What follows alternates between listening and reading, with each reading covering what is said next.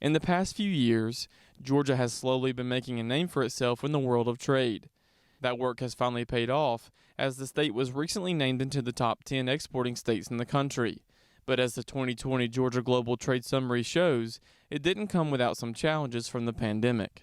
2019 was a record year both for total trade overall, but also for exports. And so we knew that we were going to come down a little bit, but really our exports were only off just less than 6%, which in and of itself is pretty good news.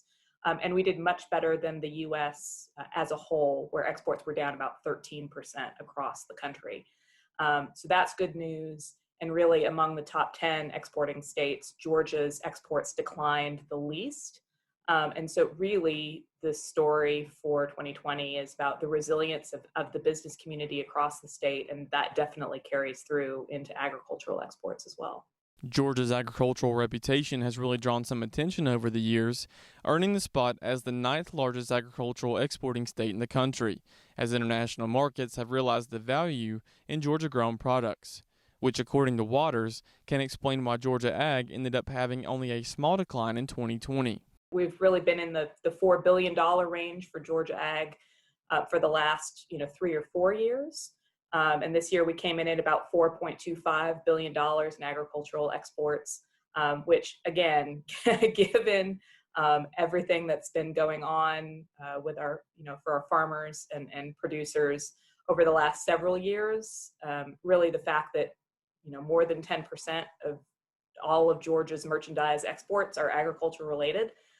That's a big story, and it's been steady, which is really great to see. But when you look at the longer term trends and what the growth of agricultural exports from Georgia from the last 15 years, our exports have nearly tripled. They're up 187%. Waters says another factor for ag having a good export year was because the state was in a good position before the pandemic hit, which she says can be attributed to the first phase of the China trade deal being signed. For 2020 specifically, we did see a huge rebound in ag exports to China, coming out of the phase 1 deal that was signed in January of 2020. And that was really good to see. There was a return of market access for poultry.